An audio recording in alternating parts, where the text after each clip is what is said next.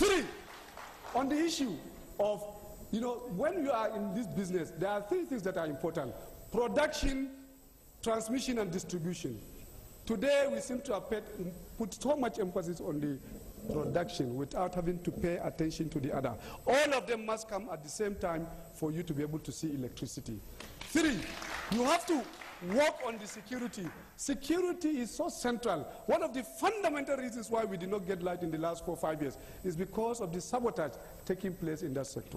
There are areas where it is almost impossible for you to do anything. We have to address it.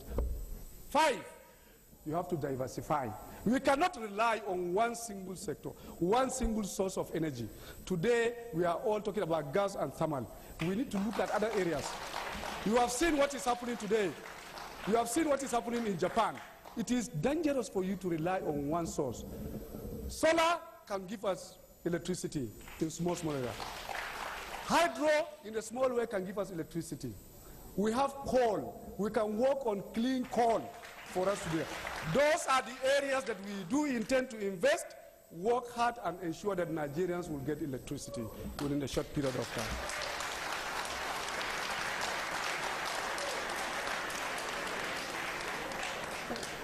Thank you very much, Malam Nuribadu. Now let me go back to Malam Shekarau. Power, of course, is just one of the infrastructural issues we have in Nigeria. There are many others. We have issues with roads. People die regularly on our roads. The impact of roads means also goods and services. People are not able to move freely and as they should. Air travel is perhaps one of the safest ways to move things in Nigeria now, but of course we know that is very expensive. I'd like to get a sense of what your party and you as president will do to sort of address the other infrastructural problems in Nigeria. Well, I think the general problem of provision of infrastructure in Nigeria is not necessarily about the planning of what is required and what Nigerians would like to see. It is the same problem of lack of sincerity and commitment to service. We've just heard from my colleagues how much the amount of billions of dollars that the federal government, the PDP government, has sunk into the power and the energy sector, and nothing to show about it. The services are not there, the money. I think the same goes with the road infrastructure and most of the other infrastructure. When we come on board, given the chance, we are going to ensure sincerity of purpose and commitment to the service of the people and judicious management of resources. If I may give you an example quickly, this morning before I left Kano, I commissioned 150 million liters of water per day, the biggest in West Africa, and we learned it's not about 1-2 year issue, but the issue is go back to the roots, sit down with them, discuss with them, and allocate appropriate funds at all levels to make sure that the problems are adequately addressed. Now the thing is, we keep hearing sit down with the militants, talk to them, but existing governments have sat down with the militants. I mean, we have an ongoing amnesty. What I'm saying, it's not about the militants. The government is sitting with the militants. It's not about just the militants. What are you doing about the old and the young and the people back home in the communities? It's not just about the militants. The militants are somehow speaking loud the minds of the teeming population back home. If you call just the leaders of the militants, this is just one of the byproducts of the grudge back home. What you need to do is to go back and sit with the communities, identify what the root causes are, what are the problems, what measures are you going to take at all levels of government and address the issue. Now, Malam Nuribadu, you know that there's a PIB bill that is making its way through the legislative arm of government, a petroleum bill. Yes. Are you satisfied with the role of multinational oil companies in Nigeria? If you're not, what are the areas that concern you, and what would you like to see changed? I am not satisfied. And indeed, the bill itself, there are so many areas that will require improvement and changes. It's a good thing because it is a progress in what we've been. The fundamental thing that we need in this industry is openness, transparency, accountability in the way we manage these resources.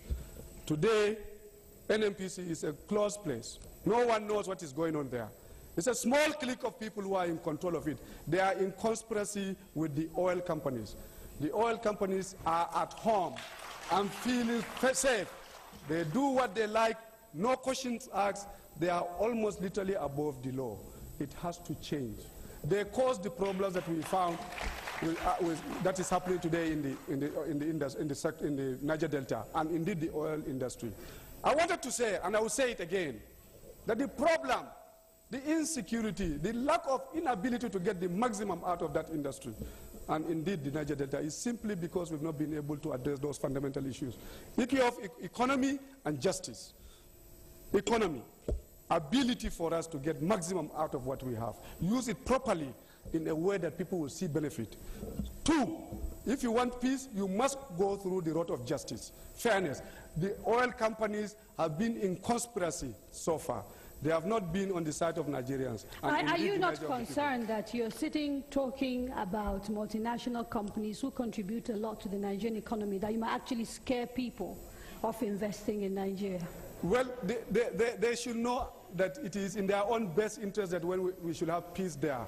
For them to do business, for them to make maximum out of whatever is on the ground, they must work towards also ensuring that the people are okay and happy. We have seen it happen in Botswana. Botswana is a country with similar history with Nigeria, a country that depends on natural resources. But it is a country that made good use of their own resources, simply because from the onset, the companies that are exploiting the resources participated in the growth and development of the local community. This is what is needed. This is the area we should go. So far, we have failed. There is a total disconnection between the oil companies and those who are operating in the Nigeria. Thank you so much, Malam Nuhu Ribadu. It's time for a short break. When we return, we spend a bit more time looking at the Nigerian economy. How does a government put money in people's pocket? How do we make it possible for Nigerians to earn an honest living? Join us after the break.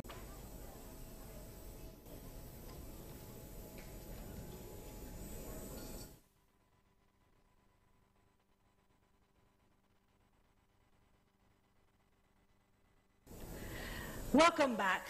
You are watching the 2011 NN24 presidential debate. Now, Malam Sheikh Rao, let me start with you for this particular section of the program.